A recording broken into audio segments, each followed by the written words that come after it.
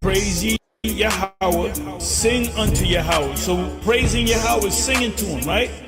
A new song. And his praise in the congregation of saints, the Israelites.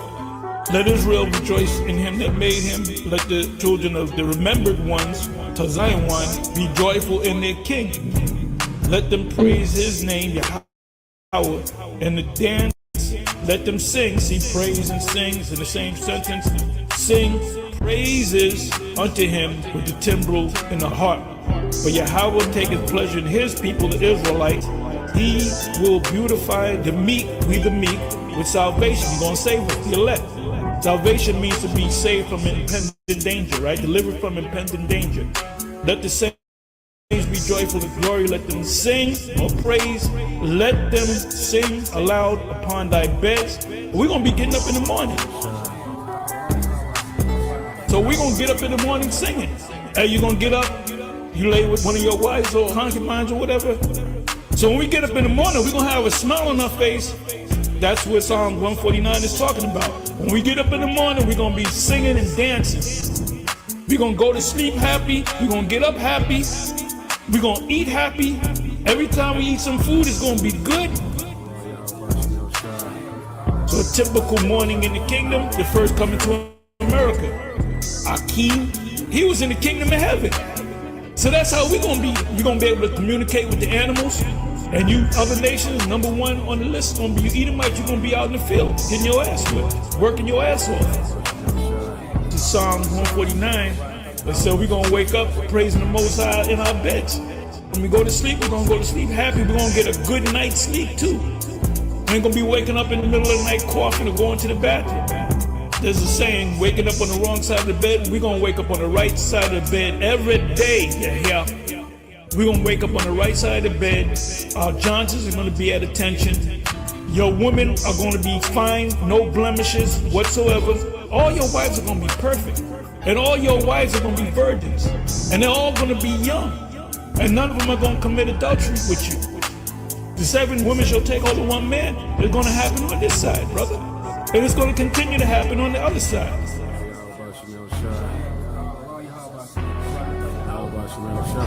Hey, the scripture said we're going to raise his name in the dance, right?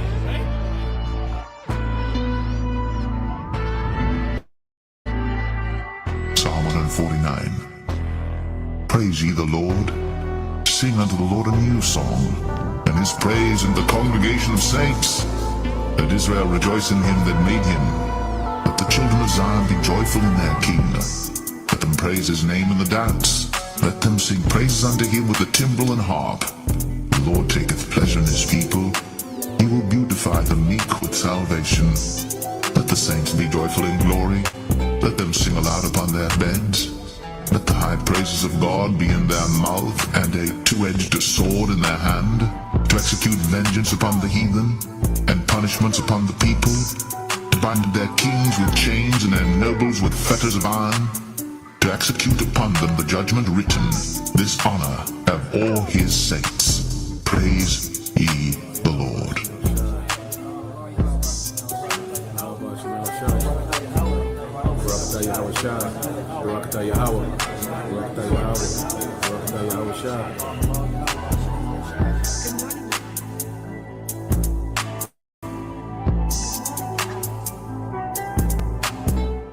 Good morning, Your Highness.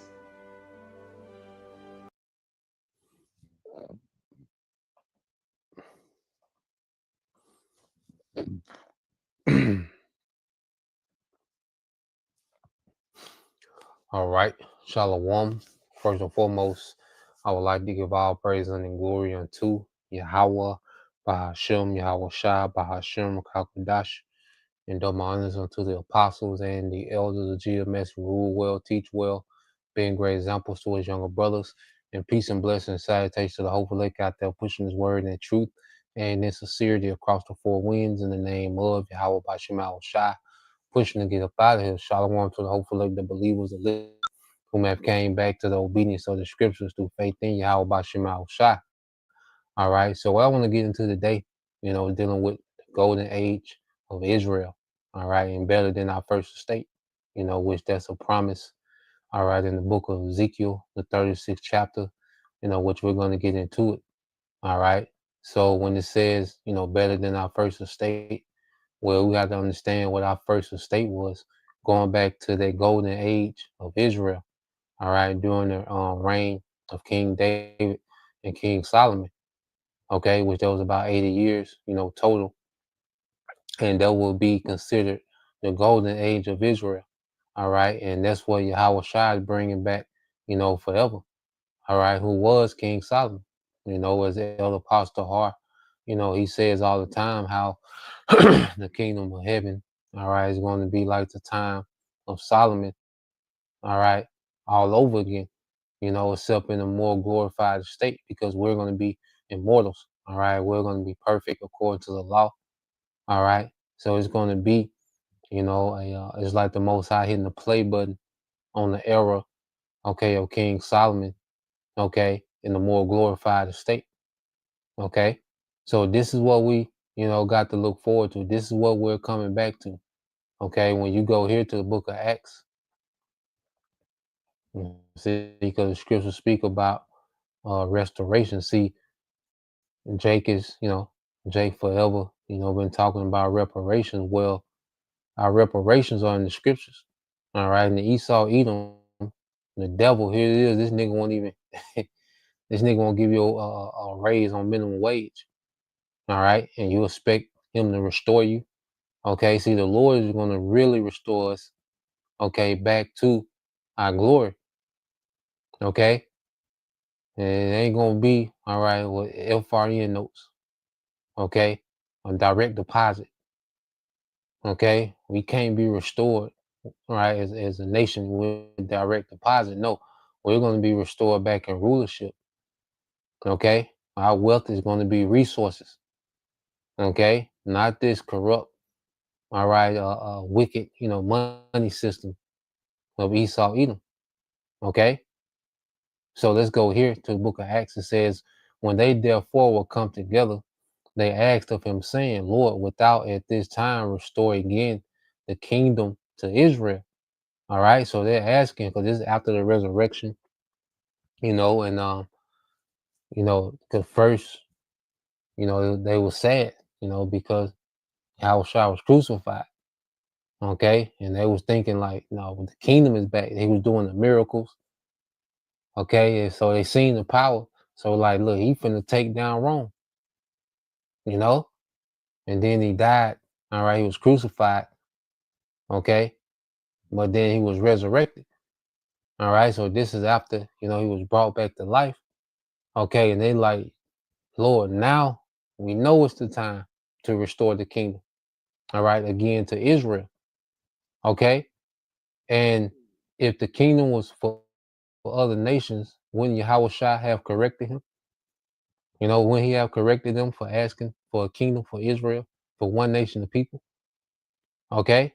No, because the kingdom is for Israel, but it wasn't time. All right. And when they say restore again, which means what, we was in rulership before. So what period do you think they were speaking of? Okay, they was talking about the golden age, man. Let's go to the word restore. Okay, they were talking about when we was in our prime. You see, so you go to the word restore. All right, in the Greek.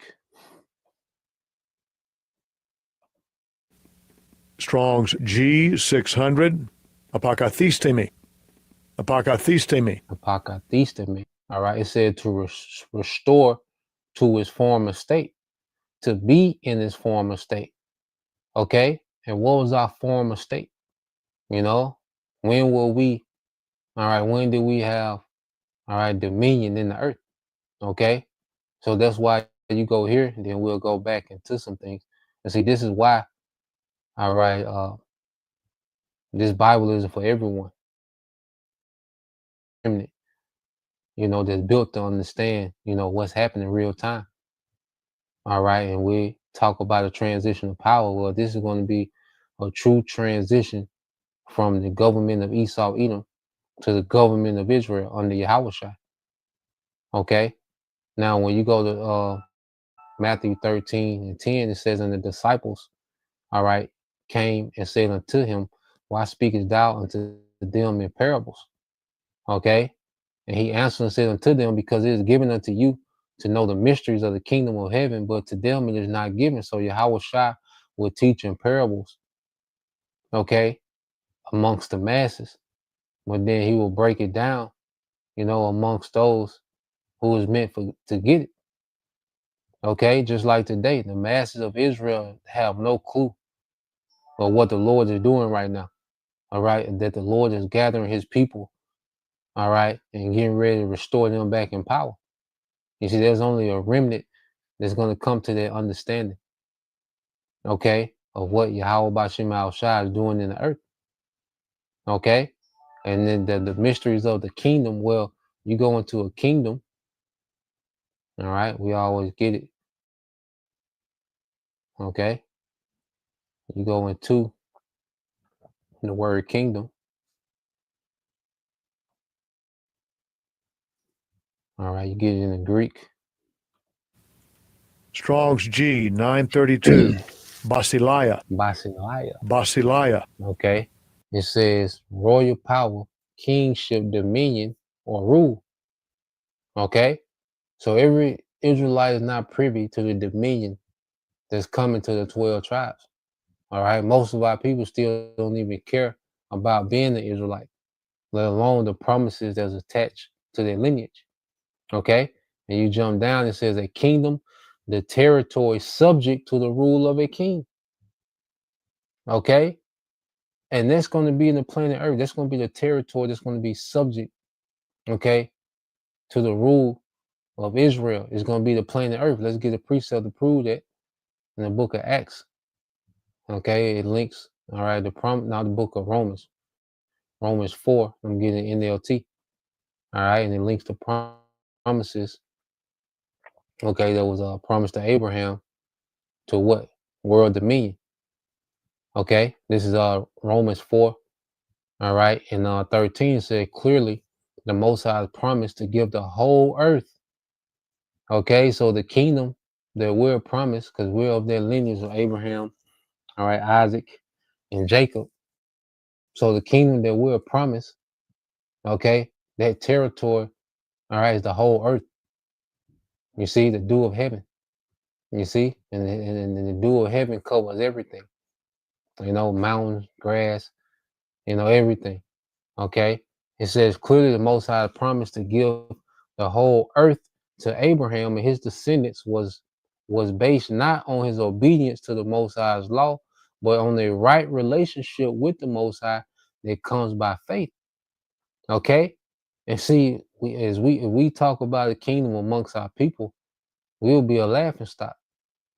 Okay, because it's only given to a remnant to believe in this, man. Okay, that Israel, the 12 tribes, beginning with the elect, is getting ready to rule the earth in righteousness, man, forever. All right, and this is going to be us being restored.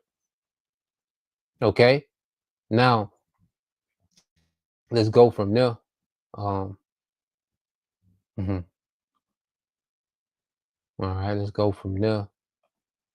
So I asked the chat a couple questions, just to get an insight of the time of King David and King Solomon. So I asked the chat. All right, we'll jump back. Now I got some numbers, together too.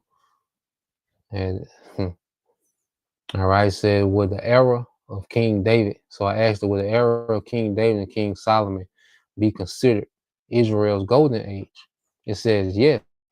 The era of King David and King Solomon, roughly 1000 to 920 BCE, is traditionally regarded as ancient Israel's golden age. All right. Here's why that period is often given that title: political and military strength. All right.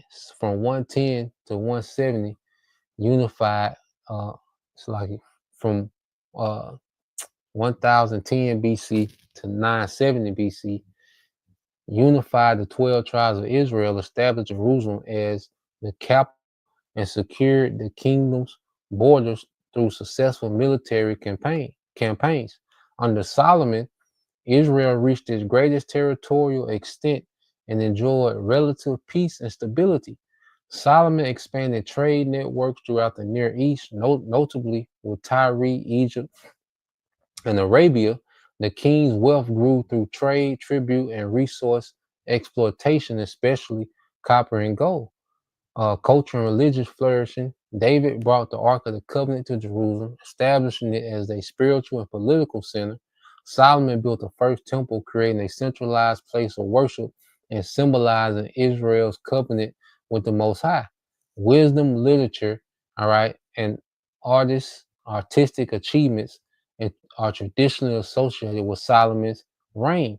The combined reigns of David and Solomon, King David and King Solomon, are seen as a rare moment of national unity between the later division, okay, into the northern kingdom, all right, Israel, and the southern kingdom, Judah, okay. It says biblical writers and later, all right, let's say Jewish, all right, and Christian traditions look back at this era as the ideal model of divine blessing and just rule, a benchmark which later kings were judged, okay.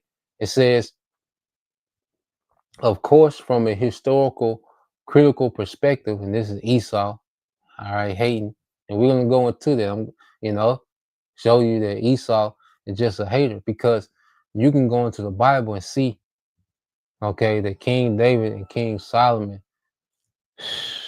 My goodness. Okay, we're gonna go into these numbers, man. Okay, it says, of course, from historical, I ain't gonna read that nigga, man. You know, and then even on here, you know, chat didn't even want to give King David that credit, man. You know, it said, dude, it said that King David. So I asked, did King David accumulate vast wealth during his reign? Precepts to show David's wealth and how much he gave to the building of the temple. It says, excellent question. Yes, according to the biblical record, King David did accumulate vast wealth during his reign and dedicated much of it to the construction of the temple of the Lord, which is his son Solomon, which his son Solomon will later build. Below is a breakdown of biblical precepts, scriptural references, and details showing David's wealth and what he contributed towards the temple. 2 Samuel 8:6 and 11 through 12. It said, then David put garrisons, in Aram and Damascus and Syrians, and the Syrians became servants to David during bringing tribute. And the Lord preserved David wherever he went. King David dedicated these to the Lord with the silver and gold that he had dedicated from all the nations which he subdued. Okay, all wealth was flowing into King David. You see, everything was flowing, to Jerusalem. Okay, amongst the 12 tribes. All right, when you think about, the tribes, you think of Benjamin, your so-called Jamaicans, Issachar, so-called Mexicans. Okay, you have Gad, so-called Native American, so forth and so on, where all tribes were together and all wealth was flowing to those people. Okay, all these peoples of Central, North, and South America, which our people are everywhere, but a bulk of them are in these locations, going back, to the 12 tribes chart according to prophecy. Okay, Manasseh and Cuba, Dominican Republic. Okay, then Simeon, the Levites, Haiti, so forth and so on. But there was a time when all these people were in the land of Jerusalem and all the wealth was flowing to their people. Okay, under the reign of King David and King Solomon, the wealth of the earth flowed to those people. Okay, it says, with the silver and gold that he had dedicated from all the nations which he subdued, from Syria, from Moab, from the people of Ammon, from the Philistines, from Amalek. All right, these small had these bankers. All right, King David had the people that are the bankers today. All right, they were tributaries under King David. King David had his boot on their neck. Okay, it says, and from the spoil of Hadadezer, son of Rehob, king of Zabah. So kings were paying tribute to King David. King David was like what? A king of kings. Okay, it said David, it says meaning David's victorious, so like David's victories brought in immense tribute, all right, of gold, silver, and bronze, which he dedicated to the Most High for future temple use. Now, all right, finna go get into, all right, some numbers. Okay. You know, let's get into these numbers. So First Chronicles 22:14, it says, now behold, in my trouble I have prepared for the house, okay, of the Lord Yahweh Bashim Al Shai 100,000 talents of gold and 1,000,000 talents of silver, all right, and of bronze and of iron without weight for its abundance. You see, so we're going to get the numbers on this gold and silver. And remember, bronze and iron was without weight. So it was you couldn't even measure how much it was. Okay? Now you go into it, it says 100,000 talents of gold, all right, and 1,000,000 talents of silver is an enormous figure. One talent is 75 pounds. All right, and that's how we're going to convert these numbers. Okay? So 100 talents of gold is roughly 3,400 metric tons of gold. And this is what he donated for the building of the temple. All right. Now let me show you. Listen to chat. Okay. Chat trying to hate, because chat bias. You know, we be cornering chat into telling the truth. Okay. But chat bias is here. And it said this is likely hyperbolic or symbolic. Nigga, how is this hyperbolic or symbolic? And he's telling you exactly what he gave. The measurements are recorded. This ain't hyperbolic or symbolic. It said emphasizing immense wealth and devotion rather than literal amounts, man. All right? Chat hating, you know? And see, these devils know.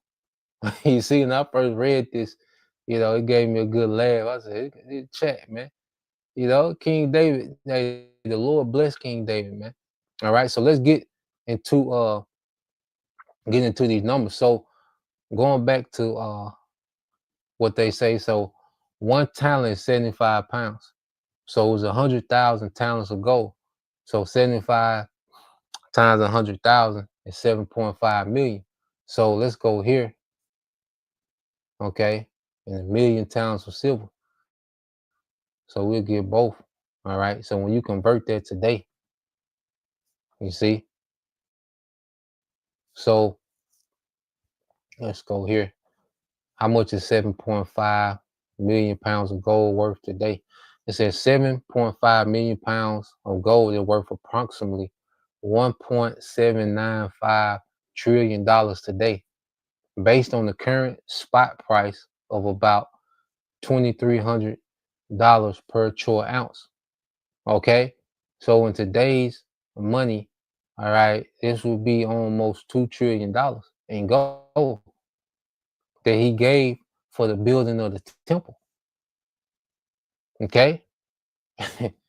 You see, it's crazy amount of wealth that was transferred to King Solomon. And then King Solomon flipped that, you know, because we're going to go into, all right, King Solomon.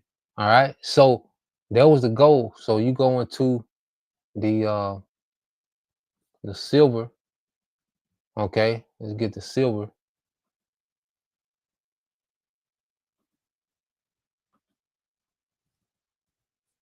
So it was 1,000,000.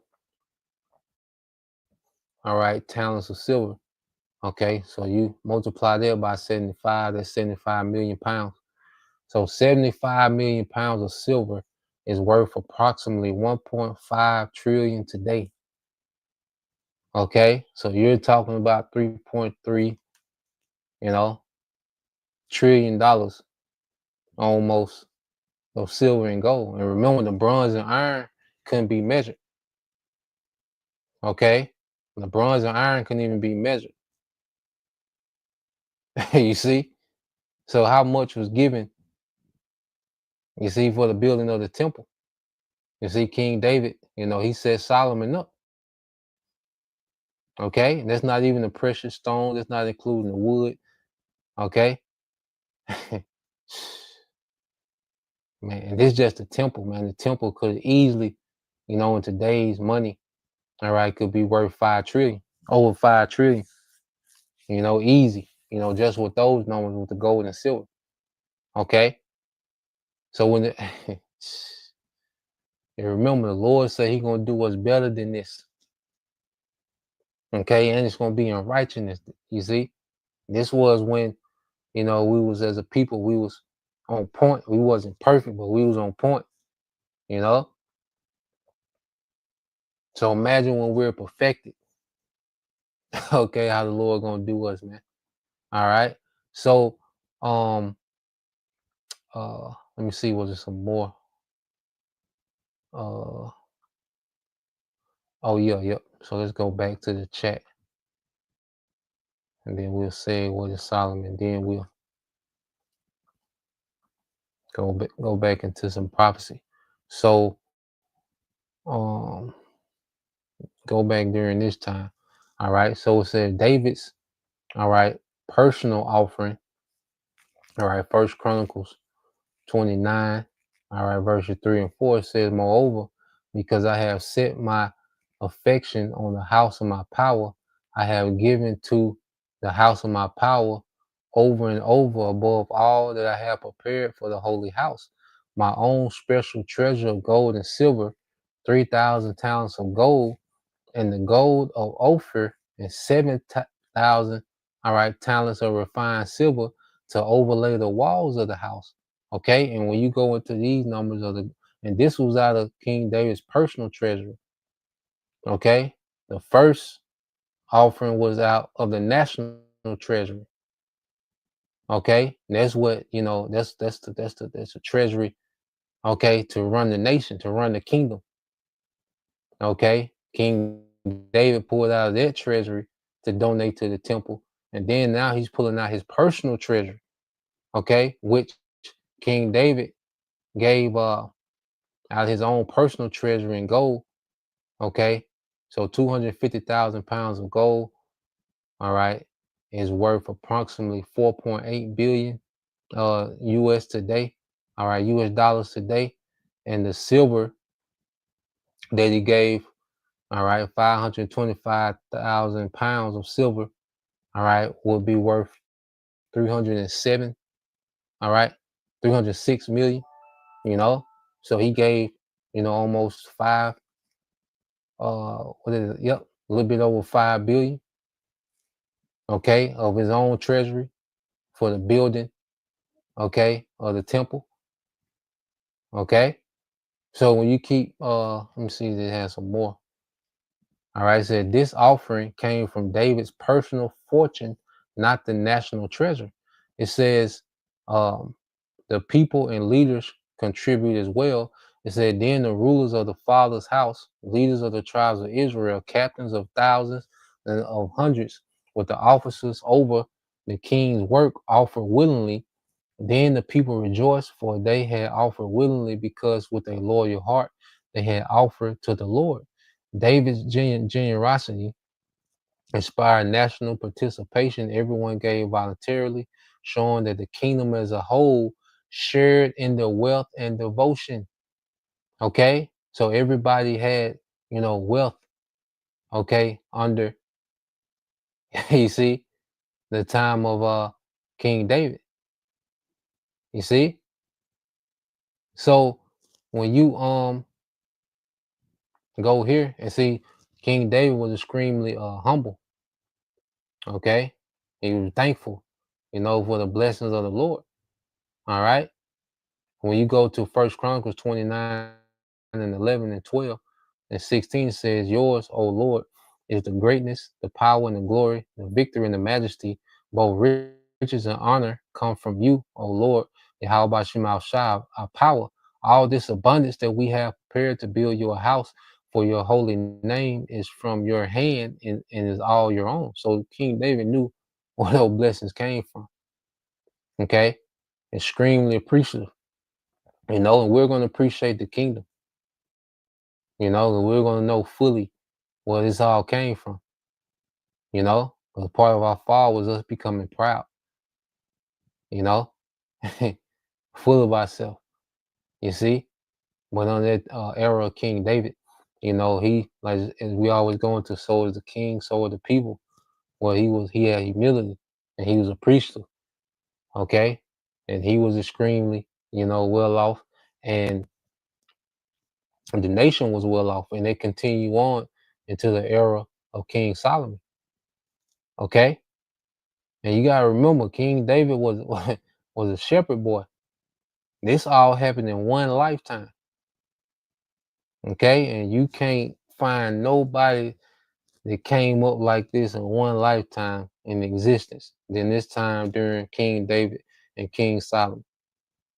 You know, Jake, you know, argue back and forth about, you know, who sold the most dope, you know, Rayford Edmonds, Frank Lewis, Cornell Williams, you know, Rick Freeway, Ricky Ross, they you know, they argue about them niggas who sold the most dope. Listen, nobody in existence, okay? Because even what the Rothschilds got now, it took centuries for the elite bankers to get where they at now. King David was a shepherd boy, okay? And he did, and the Lord, come on, man. So let's go from there. So now let's go to the time of Solomon. All right. So you go, and I asked you about specific precepts. Like I said, you got a corner, the chat. You know, you try to get out on you. It says, so I said, what does 1 Kings 10 and 27 tell us about the economy of Israel during the time of King Solomon? All right. So go to 1 Kings 10 and 27 in the NIV.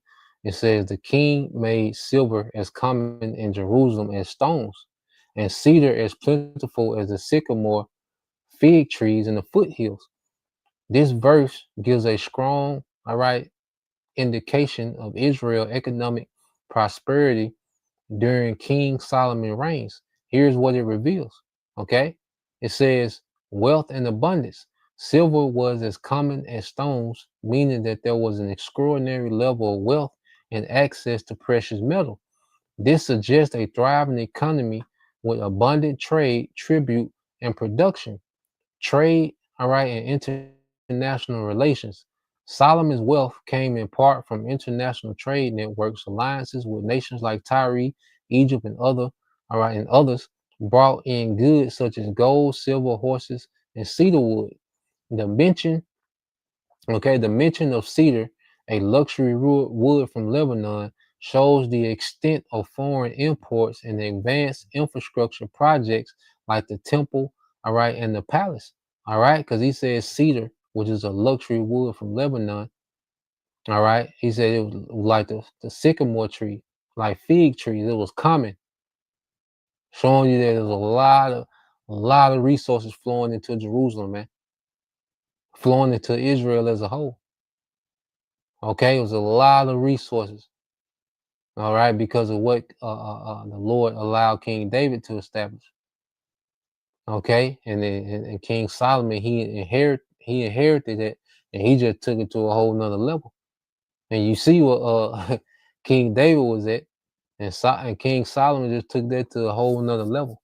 Okay, he said the verse portrays Jerusalem as highly developed urban center with material abundance extending even to construction, all right, in everyday life. The economic, all right, success was not just royal wealth, but reflected in widespread prosperity within the kingdom. Okay, true generational wealth. You see, we was on. This is what the disciples was talking about when Yahweh Shai, all right, was resurrected, and you know, in the book of Acts, the first chapter, they were talking about this. Okay, what else could they be talking about? All right, they were like, shit, we back.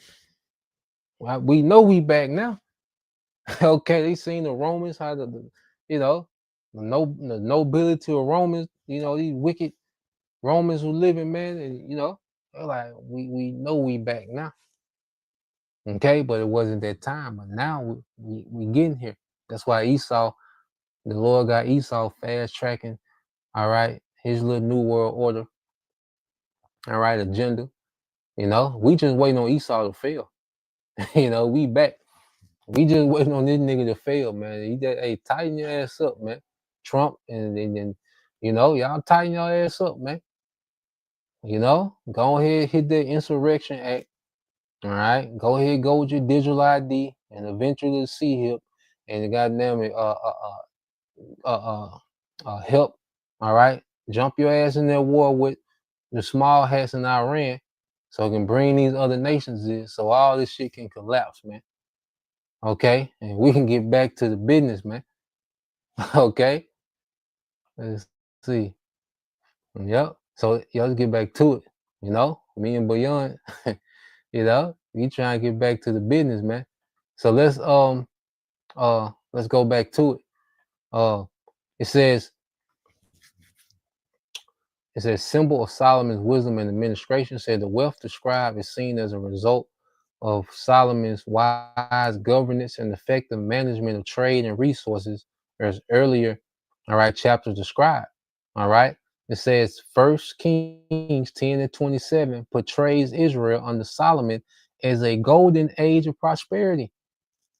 You see, as a golden age of prosperity, marked by wealth, trade, and abundance, a high point in the nation's economic, all right, and political history. Okay. So I asked another question.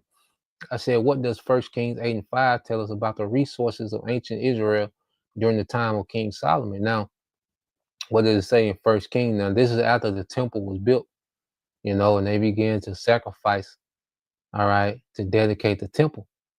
1 Kings 8 and 5 in the NIV, it said, King Solomon and the entire assembly of Israel that had gathered about him were before the ark, sacrificing so many sheep and cattle that they could not be recorded or counted. It's to the point that they ain't even count no more. You see? By the time you get to King Solomon, they're not even counting anymore, man. You know, and in the kingdom, you're not gonna have no net worth in the kingdom, man. Okay, you're just gonna be good. You know, every brother net worth you're just gonna be straight. Okay, more than enough. You see, that we just gonna exist in the perpetual state of abundance.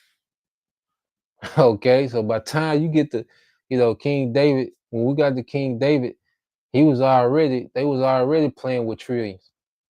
By the time you get to King Solomon, there ain't no counting. You see, this is what they was talking about in the book of Acts, man. Okay, it says this verse describing the dedication of the temple in Jerusalem gives several insights into the resources and economic capacity of ancient Israel during Solomon's reign. Abundance of livestock, the sheer number of animals sacrificed, so many they could not be counted, shows that Israel possessed vast herds of sheep and cattle. Livestock was a major form of wealth in ancient Near East, so this abundance reflects economic strength and agricultural productivity. All right, now it says maintaining large herds require extensive pasture land. Then they had to have plenty of servants, water sources, and organized herding systems. Okay, this suggests that Israel had fertile land, effective agricultural management under Solomon's rules. All right, it says royal and national wealth. All right, because in order to maintain their livestock, man, you need a plush land. Okay, like I said, you got to have servants, you got to have, you know, it take a lot to maintain that much livestock, man. You know, and later on in that chapter, you know, it said King Solomon had his own personal, okay, livestock sacrifice 120,000 sheep. Okay, then they threw a 2-week party, a 2-week feast for the whole nation. But you gotta think this is just in the 2 weeks time. That's 2 weeks out of the year. What was You know, you gotta think it's just 2 weeks time. They did all this in 2 weeks, but life still, you know. It says such lavish offerings could only be supported by a prosperous monarchy and population. I mean, everybody had. Okay, it implies that both Solomon and the people could offer large-scale religious celebration as a sign of economic surplus. Okay, beyond mere subsistence living. Okay, and it says the willingness to use so many valuable animals for worship shows that religious institutions were well supported. It also reflects how national wealth was directed toward religious and cultural expression, reinforces unity and identity under Solomon's leadership. Okay. So let's get a few precepts. You know, I just want to bring out. All right. I just want to bring that out, man. You know. As I had mentioned, the golden age the other day in the lesson, I just want to tap into that. So let's go here. All right, let's get a few precepts and show you how this is what we're coming back to, man. Okay? While America, you know, is circling the drain, this is what we got coming. All right? This is yep. 1 Kings 4:20. And it says, the people of Judah, this in the NLT, the people of Judah and Israel were as numerous as the sand of the seashore. They were very contented with plenty to eat and drink, chilling. Good. Okay? You know, everybody was straight. You see, generational wealth, national wealth. All right?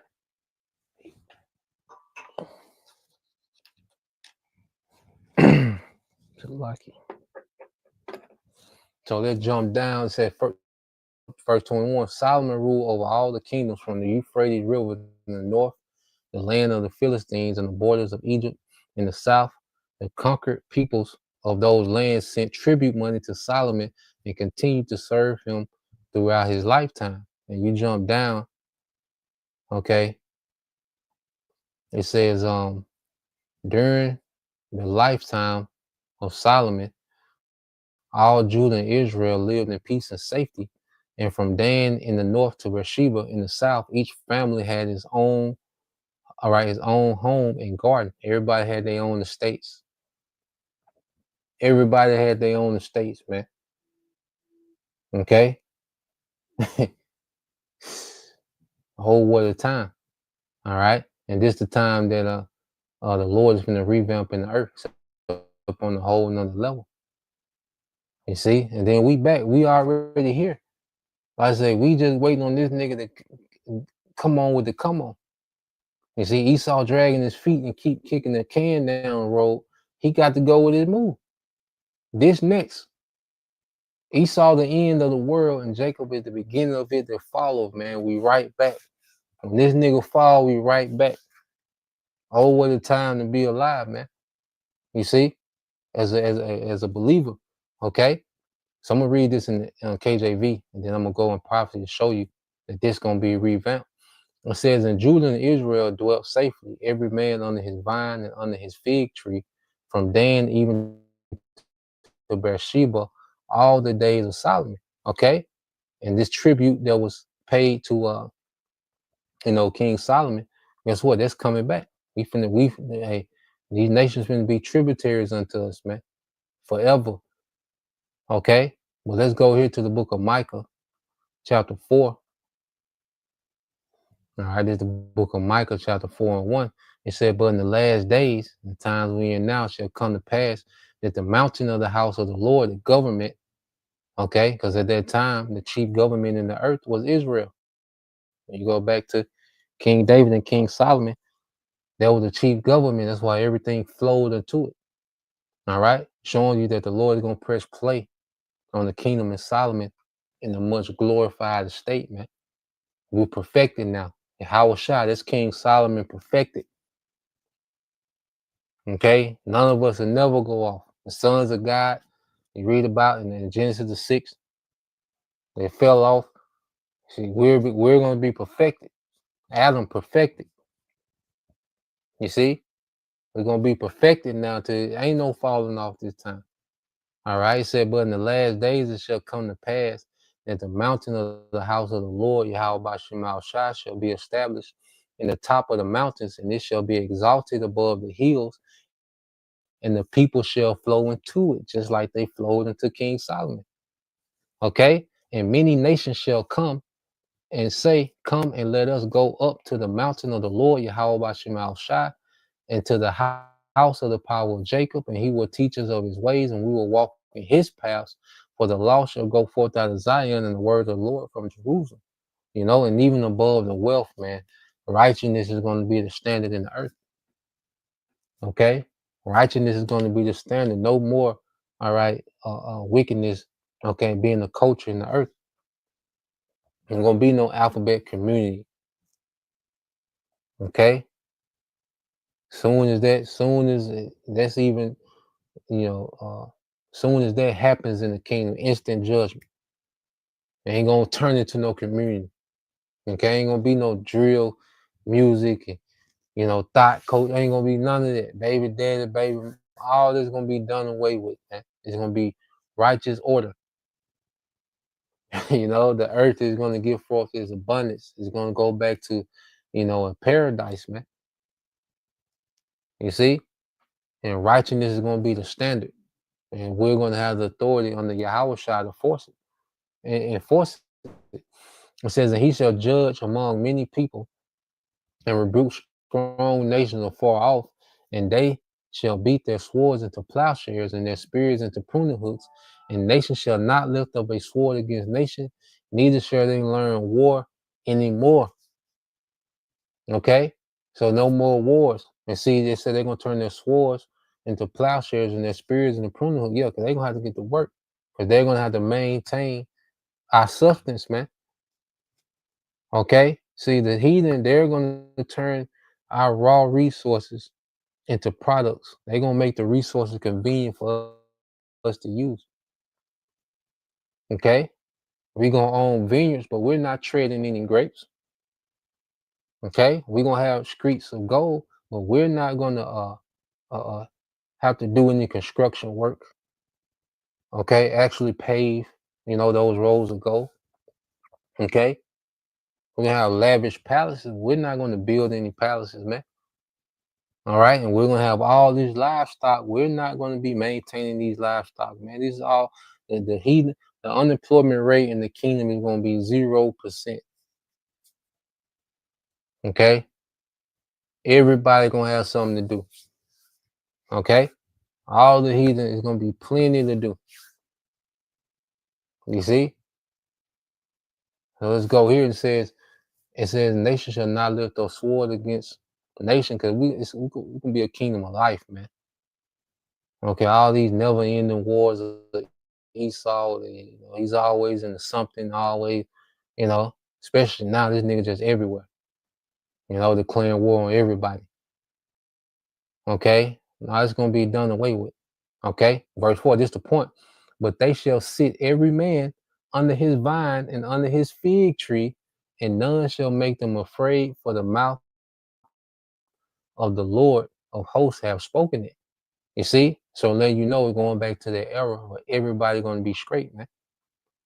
You know, and nobody's going to be disappointed what the Lord has for them in the kingdom.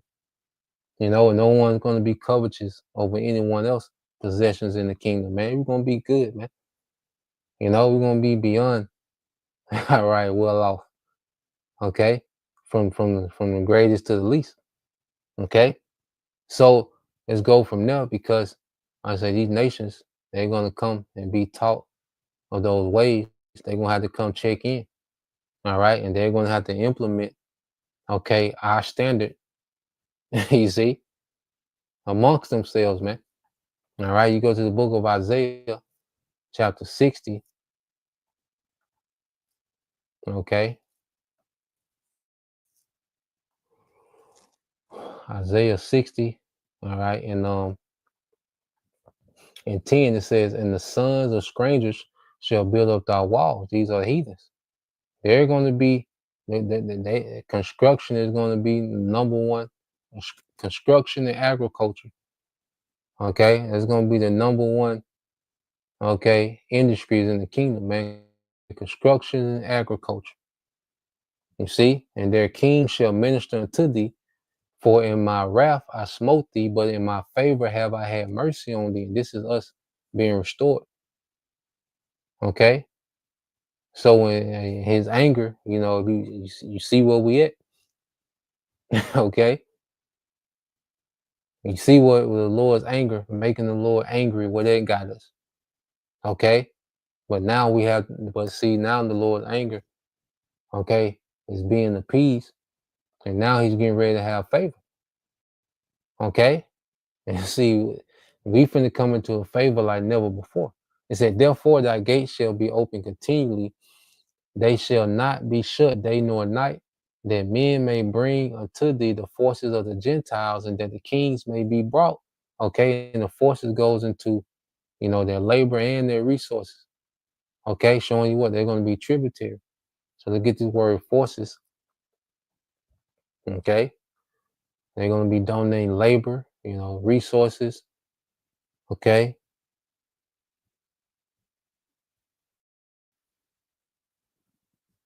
Let's see that the forces. All right. Hayal. All right. In Hebrew, Hayal. All right. Hayal. And it says strength, might, wealth. Okay. Ability. Okay. You see that? And the means or other resources. Means or other resources. Okay. Wealth. You see? Substance. You see riches. Goods. You see? It says that their strength, the activity, which is their labor. Okay, that's all that's going to flow into us, man. All right.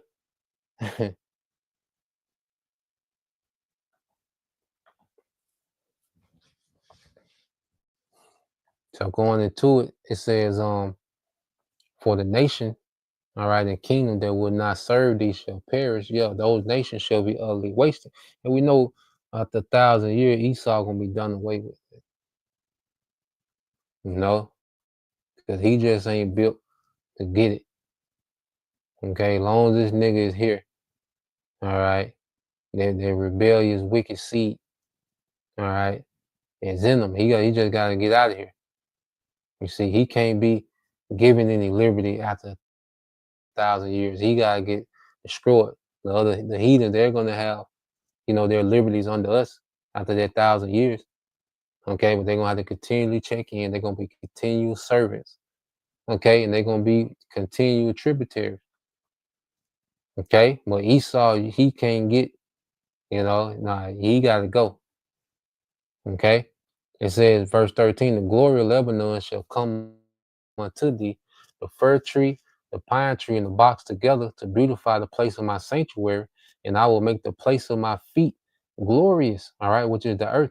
Scripture say what the earth is a footstool. Okay, the Lebanon going into that cedar wood. Okay, like I say, it's gonna be a lot of building. It's gonna be a lot of building, man. All right, and it says, it said, the sons also of them that afflicted thee shall come bending unto thee, and all they despise thee shall bow themselves down to the soles of thy feet, and they shall call thee the city of the Lord, Yahweh Bashem Al-Shai, the Zion of the Holy One of Israel. Whereas thou hast been forsaken and hated, so that no man went through thee, I will make thee external, excellently a joy for many generations. Okay? And this is us being restored. And all these heathens that look at us, because Esau has, the world looking at us like, we're less than. But those same people, those same heathens, all right, are going to be in complete subjection, man. Okay? This is what Yahweh Shai is bringing back. Okay? It says, thou shalt suck the milk of the Gentiles going into their resources and suck the breast of kings.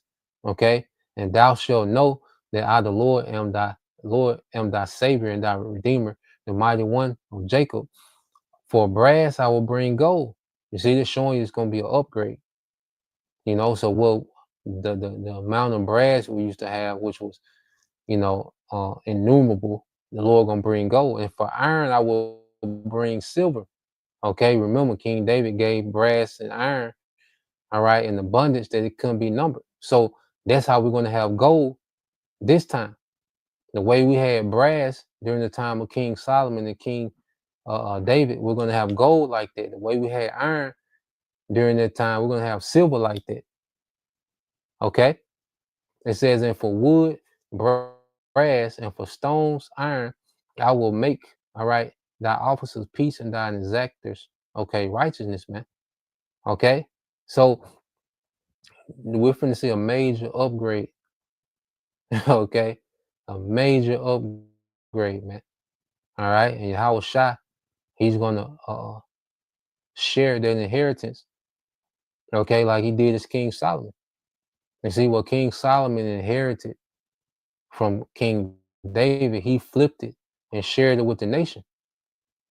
Okay, he shared it with the whole nation. He flipped the inheritance of King David and shared it with the nation. He forwarded that throne. Okay, so when you go here to Ezekiel, you know, there's so much more, you know, to get into. But I want to get this in Ezekiel. All right, Ezekiel 36.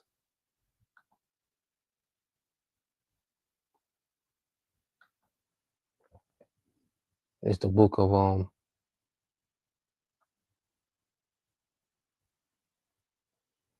Ezekiel 36 and 5. It said, therefore, thus said the Lord power, surely in the fire of my jealousy have I spoken against the residue of the heathen and against all Idumea, because them small heads finna get out of there, which have appointed my land into their possession with the joy of all their heart, with the spiteful mind to cast it out as a prey. So the Lord is getting ready to get them small heads out of there, man. You know? And that's why, you know, that 12-day war they had, and shit wasn't going their way, they set their head down. Okay, but eventually the Lord gonna make them just go with their move. They just have to go for it. Okay? Because when them small hats, you know, lock up with Iran for the long haul, that's it for them. Because it's gonna bring in them other nations and they out of there. Okay, so prophesy therefore concerning the land of Israel and say to the mountains and to the hills and to the rivers and to the valleys, thus said the Lord power, behold, I have spoken in my jealousy and in my fury, because you have borne the shame of the heathen. Okay, and how the Lord going to speak in his fury? Through World War III. Okay, hey, the World War III is gonna smoke them gutter rats out of there, man. Okay, plus your house shot in the chariots at his return. Okay, that place is gonna be renovated. Okay, the Lord gonna give us a fresh, okay, cleansed blank canvas. Okay, to build with when we come back to that land. We're gonna have the resources. We're gonna have the human labor. We're gonna have the workforce. We're gonna have the manpower. Okay, to customize Israel to our liking. Okay, it said, therefore, thus said the Lord power, I have lifted up my hand. Surely the heathen that are about you, they shall bear their shame. Yeah, they're gonna be embarrassed. You know, all them heathens claiming their land. Okay, y'all gonna get embarrassed. Y'all gonna get obliterated out their land. Okay, then you going into captivity. Okay, it said, but ye, O mountains of Israel, you shall shoot forth your branches and yield your fruit to my people of Israel, for they are at hand to come.